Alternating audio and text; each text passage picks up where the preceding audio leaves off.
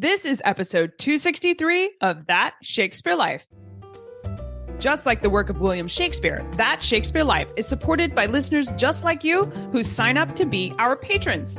You can help support our show and get access to over 150 additional episodes not available on public listening platforms when you join us as a patron at patreon.com/thatshakespearelife. Hi, I'm Chris Hiley. I'm a professor of English at The Ohio State University. And another great method for studying the life of William Shakespeare includes listening to this. It's That Shakespeare Life with my friend Cassidy Cash.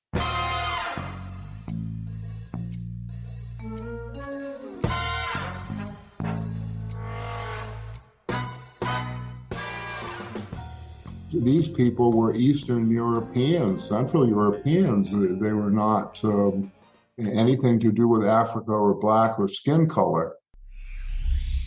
Welcome to That Shakespeare Life with Cassidy Cash. Cassidy believes that if you desire to successfully learn or perform Shakespeare's plays, then understanding the real life and history of William Shakespeare himself is a must. That Shakespeare Life is the podcast that helps you go beyond the curtain of some of Shakespeare's most iconic works and explore the world of early modern England as Shakespeare would have lived it, learning from the writers, historians, and performers who know it best. And now, here's Cassidy. During the 16th century in Europe, the Portuguese dominated the African slave trade. European ships were first exposed to African slaves when privateering vessels would find enslaved Africans packed alongside Atlantic trade goods in the hulls of captured ships. The Spanish were the first to try and break up the Portuguese monopoly on slaves, establishing a system known as the Asiento de Negros in the 16th century. That was a little more Italian than Spanish, but you follow me, and the spelling is in the show notes. It was an agreement between the Spanish crown and the private person, or granting a monopoly in supplying African slaves for the Spanish colonies in the Americas. The Dutch would use similar contracts to compete in this market, and it wasn't long before the British and French followed suit. We see glimpses of this history show up in Shakespeare's plays when he mentions the word slave an astonishing 170 times. The word Negro specifically is used in his play Merchant of Venice, and Shakespeare refers to, quote, an African in the play The Tempest.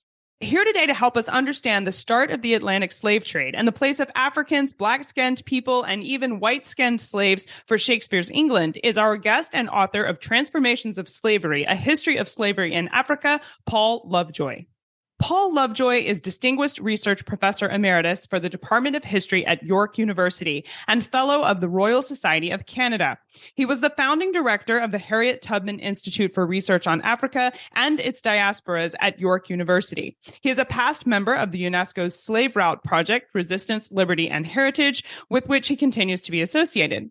Most recently, he was awarded a grant from the Transatlantic Platform for Social Innovation on documenting Africans in transatlantic slavery. There's a website available to that, along with links to Paul's work and more information on his publications on the Atlantic slave trade in today's show notes. Hello, Paul. Welcome to That Shakespeare Life. Well, thank you. How long had the slave market been in place in Africa before Europeans became involved? Well, Europeans were involved in slave markets before Africans became a primary source of enslavement. The term slave actually derives from Slav, which is Eastern European, and nothing to do with Africa or Black people. In fact, slavery itself in Western Europe goes back to Roman times and Greek times. So slavery is extremely old, and the trade in slaves in the European continent extremely old. The more important question to ask is, when did the slave trade in Western Europe dry up, except on the Mediterranean coast? Why was there no enslaved population in England or France or Germany in the medieval period? But slavery was known and condoned. In colonies, slavery became the cornerstone of economic exploitation and windfall profits that arose from provision of untitled land at minimum cost because it was just occupied, and a labor force that could be coerced into working under adverse conditions, even dangerous conditions. Even before Portuguese and then English, French, Dutch, and even Courland, Denmark, and finally ports of the Americas, especially Rio de Janeiro and Havana, stretching from New England, especially Rhode Island, south to Rio de la Plata. All of this became involved in the slave trade. So it mushroomed. It doesn't appear to have been in Europe in Elizabethan times as within Europe as an important institution, but it wasn't entirely disappeared. What was the political or economic incentive for England to be involved in the slave market during Shakespeare's lifetime? Well, the focus really wasn't on the slave market at all during that period. The focus was on stealing gold and silver. It was not on enslavement, but it was making money. That was the aim. And these were officially, the people that operated during Elizabethan times, who were called privateers. They were officially sanctioned thieves. They were pirates. It was like Queen Elizabeth had her own personal military that was beyond the realm of the state itself. And the instructions were simple: go out, steal money, destroy property, kill people, co-opt partners in crime, such as the Cimarrons in Panama. It was all organized gangster activity with royal sanction. But remember the context. The following century, that's a century later, the legalized involvement in the slave trade was sanctioned through royal charter and formation of companies or conglomerates, the first being the Company of the Royal Adventurers and then the Royal Africa Company. So there's a transition from being an illegal act of piracy and stealing to the formation of companies in a modern sense. So there's a long transition of slave trading and slavery that emanates from England that can be traced back to Elizabethan times. But there were important changes from her day when robbing ships of cargoes, which often involve loss of life, has strong similarities to the enslavement of people in forcing them to cross the Atlantic. Brute power, reckless confrontation, disregard for the safety or well-being of the enslaved, except to the extent this sale price might be affected. These were the issues. So it wasn't really initially an involvement in the slave trade. It was initially involvement in straight-out theft, with the target being Spain, of course, and Spain's access to gold and silver in the Americas, and the relative ease of waylaying one or two of the ships that had a lot of money on them and just stealing it and taking it back to England.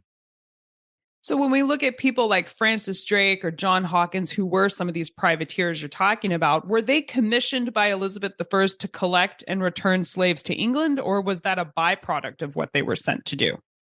That was definitely a byproduct. They were commissioned to go out and bring back gold and silver and to intercept the Spanish galleons that crossed the ocean in large fleets, trying to protect themselves from privateers and pirates like Drake and Hawkins and others. Queen Elizabeth deliberately, consciously recruited, paid, and honored the Drake and Hawkins. Unofficially, it was not done through the government. And so that she could always, lie internationally and say, no, she had nothing to do with this. This was not this was not the English government. It was not her, her orders. She could say all those types of things, which is exactly what she did do. So their purpose was to return with gold and silver, not slaves. But the enslaved captives had a value. And who were the enslaved? Well, those Spanish ships very often had slaves on board too. And so when the ships were intercepted, the slaves were commandeered as well as the gold and the silver and everything else that was on board. But to isolate slaves as a target is a bit of a distortion. The real target was coin that could be minted. That's what fueled economic expansion, as well as allowing extravagant expenditures on public works, villas, churches, and even educational institutions in England. So if you go down the list of Drake's exploits or Hawkins' exploits or even Hakelut's exploits, what you're seeing is the beginnings of the establishment of a British Navy. But that British Navy doesn't really come into existence until 50, 100 years after Queen Elizabeth and her reign. So in effect, what you're seeing is that Francis Drake and Hawkins, they're operating two generations before Britain, England, and then Britain become interested in establishing colonies to produce sugarcane and to establish plantations in the Americas. And that happened first on Barbados in the middle of the 17th century. You see, that's 50 years after Queen Elizabeth's reign, and it's only 50 years after her reign that we see really the first British Caribbean colony that develops agriculturally, and it's using, to a very great extent, indentured labor, mainly Irish, but also enslaved Africans, mostly from West Africa, especially from the Bight of Benin and the Gold Coast and Senegambia. So 2 generations earlier, there was no thought of English emigration, and the earliest population movements were not to the Caribbean, other than Barbados, but to North America, remembering the size. It's really important in understanding this, because you have to remember that the size of England and Wales together at the end of the 16th century in Elizabethan times was only 3 to 4 million people. So that whoever leaves, it has to be really a very small number of people relative to the whole population. So yes, so Drake and Hawkins and other privateers were sanctioned by Queen Elizabeth to carry out deprecation against foreign shipping, especially Spanish and Portuguese. And it was an undeclared war that existed between the Habsburg monarchy and Tudor England. And you have to remember that Iberian control in the Americas and in West Africa was virtually a monopoly. And it was the English and the French and the Dutch that began to insert themselves into this trade, first through piracy and then through occupation of land itself. So that during the period of Drake and Hawkins and of that generation, there's not a particular interest in slaves, but very soon thereafter, there is a very significant shift, and there becomes an interest in slaves for producing goods in the Americas, which would then fuel British and indeed French and other prosperities in Europe itself. Now, you mentioned groups like the Cimarrones were co-opted, and this group was escaped Spanish slaves, and they sided with Drake, fighting against the Spanish in Panama. Now, Paul, I don't understand why the Cimarrones would want to have worked with Drake if Drake was taking people like them back to Europe as slaves. Why were they interested in wanting to be a part of his group? Well, he wasn't really taking people like them back. He was only taking people that were on Spanish ships. And he formed an alliance with the Cimarrones at Nombre de Dios, which was the port on the Caribbean side of the Isthmus of Panama, in which the caravans coming from Peru, bringing gold and silver, and from the Pacific side of what's now Colombia. What he did is he formed an alliance with the Cimarrones of this town to intercept and, in effect, steal one of the big caravans. That's what it wasn't. The Cimarrones had no particular interest in the Spanish in protecting the route at this time. And they had to be bought off, and they were, by the Spanish government, because ultimately they were granted the status of a town with a cathedral. Everybody in the town was declared to be free. once they established themselves as a free town within the Spanish Empire, they had no interest in anybody like Drake anymore. And Nombre de Dios then was subsequently superseded as the port on the Caribbean by a place called Portobello, which is not very far away. And for the same reason, is that ultimately you had to carry stuff across the isthmus because there was no canal, and so therefore you went to the ports that were connected with the best routes that crossed the isthmus, not where the canal goes today, which goes to Cologne, because that's a different type of transportation, of course. Shakespeare uses the word Negro in his play Merchant of Venice. Explain that term for us in context of the late 16th century when this play was written. Was that a term that was applied generically to anyone with dark skin, or did it refer specifically to slaves? The time of the play was written is very important. The influential people that were close to Queen Elizabeth had as servants Africans in England, especially in London. But overall, there were not very many people from Africa in England at this time. There were really only the ones that were brought in by the privateers that had been taken off of Spanish ships. And it's really also extremely important to remember that in 1596-98, when Merchant of Venice is written, the size of the population is approaching like 4 million people. About 200,000 people live in London, which for its period is a substantial city, a major city, but still it's 200,000. And if we think about it from today's perspective, these are not huge numbers of people. Here's the context. The relatively few number of, in that 200,000 people that live in London, we're only probably talking about hundreds of people who are actually from Africa.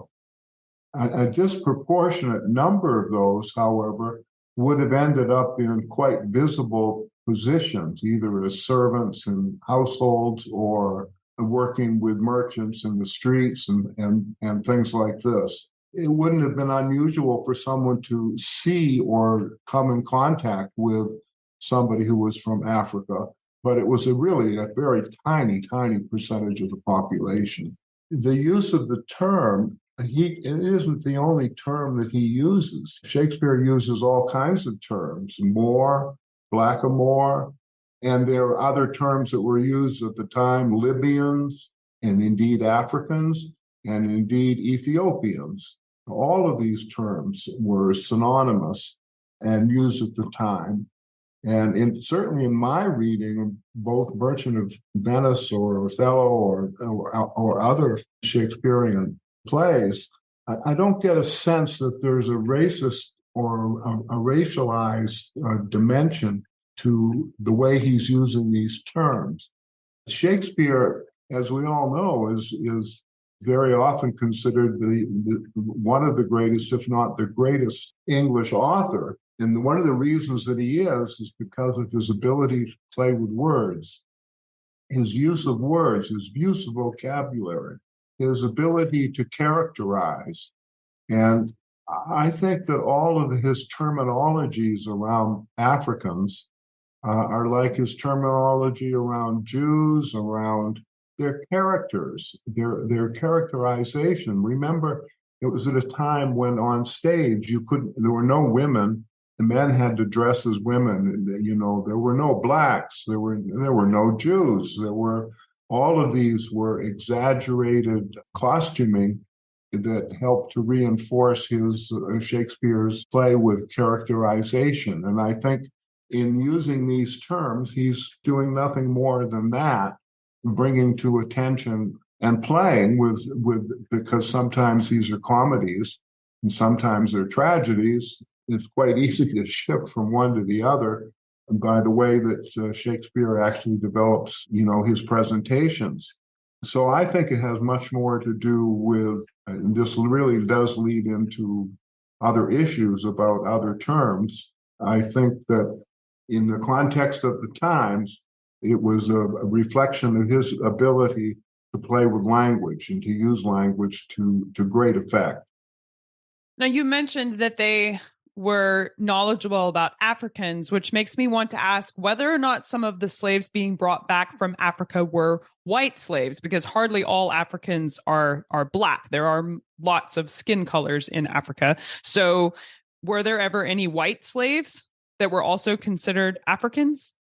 White and black are strange terms, because if you think about it, when did people in North Africa, when was it decided that they weren't others and that they were white rather than brownish color, as indeed is very prominent all around all sides of the Mediterranean? Because over the millennium, the intermixture of populations has been enormous in this great area. And the term Slav, as I said earlier, was these people were Eastern Europeans, Central Europeans. They were not anything to do with Africa or black or skin color. So that skin color is really even hard to imagine. When did Jews become white? When did Irish become white? In the 18th century, in the documents in the Caribbean, you often find comments such as, referring to Irish and other blacks as if Irish and blacks are equivalent in some sense that goes beyond skin color, but has implications of skin color. So all of these terms are ones that have to be taken apart and looked at in context. There definitely would have been the people who spoke Arabic and who were Muslims who were enslaved in the Mediterranean all during this period. It was very common. It was being done by both sides. Muslims were enslaving Christians and holding them for ransom in North Africa. Christians were enslaving Muslims and holding them for ransom in Italy and in southern France and in Spain. And this was going on. It had nothing to do with skin color. It had to do with religion. Arabs as Muslims and Europeans as Christians. So this is going on exactly at the same time, but it disappears in England after the Crusades. It's a false kind of thing where there are people who were light-skinned in Europe who were slaves. Yes, there were, because they were Muslims. That's where the term Moor comes in, because Moors are black. And so therefore, that's why it's blackamoor. Moor is a Muslim, but he's a Muslim from the Sahara. And so that you do see a recognition of skin color being used with reference to people who are enslaved. At least when we see it in Shakespeare, it seems to be more of just an acknowledgement as opposed to something prejudicial.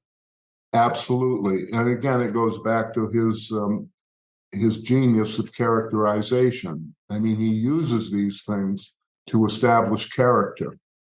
Well, I know we would love to explore more about the history of the Atlantic slave trade, certainly under Elizabeth and then later under James, and how that played into the history of the establishment of the American colonies and how all of that's interwoven together, which of course is an overwhelming topic with lots to explore. So where would you suggest we start? What are some of your favorite books or resources you can recommend we use to begin with when we want to explore this topic further? Well, I think a very good book to really start with is a book by Toby Green, who's a professor at King's College in London. His book, A Fistful of Shells, West Africa from the Rise of the Slave Trade to the Age of Revolution. I think it's really important that if we really want to know the context for Elizabethan times, that we actually know the context in the same period of what's going on in Africa. And Green's book is a great overview that demonstrates the interaction between Portugal initially, but then other European countries right down into the 17th century, and provides a good overview of, so that we don't have just a one-sided view of what's happening.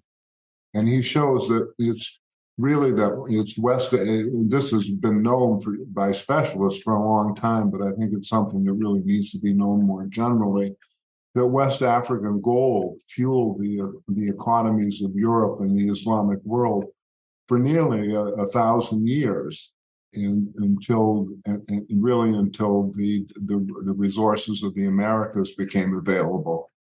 And it was during this period, there was a period of sophisticated kingdoms that spanned the whole west coast of Africa and were trading with Europeans since the 15th century. So that the Elizabethan period is a new stage in that long history, in which English privateers insert themselves through violence into what is an Atlantic-wide war for control of the seas. That's one that I would recommend for anybody who wants to follow up on this topic. Paul has published extensively on this topic himself from several angles. So in addition to this resource he's recommending for you today, I'll place links to Paul's articles and publications, so you'll have a substantial resource for where to begin if you want to explore the history of the Atlantic slave trade further. Hang on at the end for the show notes URL for where to find those.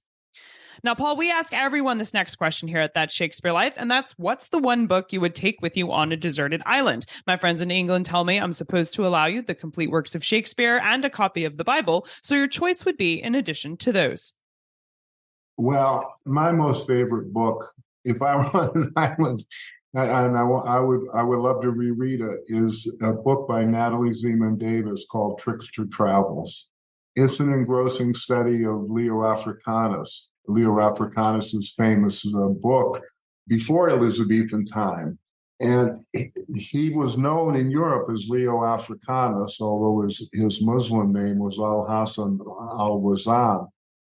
And he was born in Granada to a Muslim family in 1492 and went to Morocco, where from where he traveled extensively on behalf of the Sultan of Fez. And he's known to historians as Leo Africanus, author of the first geography of Africa to be published in Europe, which was published in Europe in 1550, just before Elizabethan time. He had been captured by Christian pirates in the Mediterranean and imprisoned by the Pope, and then released, and he was baptized and allowed to a European life of scholarship and marriage, as a Christian writer known as Giovanni Leone. What makes the book so wonderful is, first of all, Natalie Zemon Davis knows Arabic, Spanish, Portuguese, Italian, Latin. My Lord, she's amazing. And therefore, the documentation and the research that she did into the life of this guy who crosses cultures is just simply astonishing. That in and of itself is such an amazing piece of historical research. But Davis does more than that, because she develops what historians know as historical imagination. She often comes to the conclusion that things happened, even though she doesn't have direct proof to establish that they did, on the basis of logic, on the basis of coincidence, and so on. And so somehow her great skill is that she crosses from Islamic and Arab traditions, knowing Arabic, to Latin, and Al-Hassan al-Wazan became a special advisor to the Pope during a crucial period of history. And all of that interaction is explored by Davis in a most imaginative and wonderful way.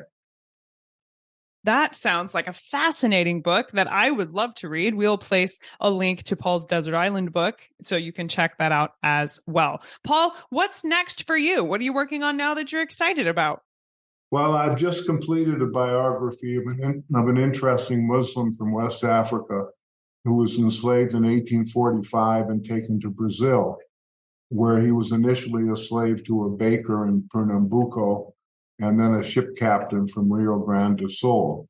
He escaped from slavery because his master took him to New York City on his ship that was carrying a consignment of coffee. And in New York City, he escaped from slavery and via the Underground Railroad was taken to Boston and then Haiti, where he converted to Christianity. And from there, went back to the United States to become one of the earliest Africans to attend a college and write his autobiography. His name was Muhammad Gardo Bakwakwa. And now I'm turning my attention to another biography. In this case, the better known person, usually referred to as Walata Equiano, although in real life his name was Gustavus Vasa. I already have a website on this project called Equiano's World, which is full of information and documentation on his life and times. And his URL is very easy. It's just www.equianosworld.org.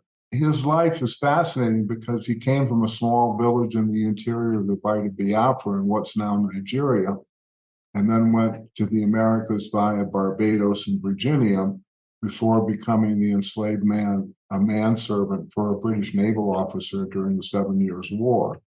And subsequently, he became a businessman who owned a number of ships involved in the inter-Caribbean and North American trade, including transference of enslaved individuals. Vasa used his skills to purchase his own freedom. Actually, he purchased it twice because the first time the money was stolen. And he went on to become, of course, an outspoken and influential abolitionist in the campaign to end the slave trade. Now, both of these projects, the one in Bakwakwa and the one on Vasa Equiano, are part of my larger interest in recovering stories and biographies of as many individuals as possible. The stories that are being recovered often show achievements of freedom and the agency of individuals in shaping the conditions of survival under slavery. A team of researchers are engaged in documenting individual life histories as a means of highlighting the dignity and personalities of individuals who for a period of their lives were enslaved. Slavery was a portion of the lives of those who were born in Africa. While slavery impressed a stigma on a person, it pertained to a specific period of suffering, slavery still did not define the individual, represent how they saw themselves. And that's what makes me interested in biographical research. If you're like me and you're excited to explore Paul's work, including Equiano's World, but maybe you aren't sure right off how to spell Equianos and type that into your phone or tablet, fear not. I will place direct links on the website so you can explore his work in the show notes for today's episode. So visit there to find those. Paul Lovejoy, thank you so much for being here today and sharing with us from your extensive research and knowledge into the history of slavery and how it fits into the life of William Shakespeare. We have learned a ton of information today. Thank you for being here. Well, thank you for having me. If you enjoyed our show today, be sure to let us know about it. Please drop us a rating and a review on the platform you're listening from today. Every rating and review helps more listeners enjoy more Shakespeare history. Now, if you'd like to see some visual content and some archival information, museum exhibits, and other special tidbits that go along with the history you're learning about today, then please check out the show notes. We have direct links to all of the resources we talked about in today's conversation, along with some special extras. Find all of these things at CassidyCash.com/episode 263. That's CassidyCash.com/EP263. If you enjoy diving into the past and exploring the inside of the 16th and 17th century the way Shakespeare would have lived it, then you will enjoy joining us on Patreon. Not only can you unlock an entire back catalog of over 150 of our episodes that are not available on public listening platforms, but there's also special extras like a video library with documentaries all about slices of life from Shakespeare's life, 3-minute animated plays, and there's a whole library of classroom resources, including activity kits and recipes, games, printables, worksheets, lesson plans, stuff you can use to take your podcast into your classroom. If this sounds like fun and you'd like to explore more, then join us on Patreon at patreon.com/thatshakespearelife. That's patreon.com/thatshakespearelife. That Shakespeare Life is researched and produced by me, Cassidy Cash. Our audio engineer is Gary Mayholm. That's it for this week. Thank you for listening. I'm Cassidy Cash, and I hope you learned something new about the Bard. I'll see you next time. Bye-bye. Thank you for listening to That Shakespeare Life. As always, the best conversations happen after the episode over at CassidyCash.com. Become a part of a vibrant Shakespeare conversation by adding your voice over at the website. Until next time, remember, when you want to know William Shakespeare, you have to go behind the curtain and into That Shakespeare Life.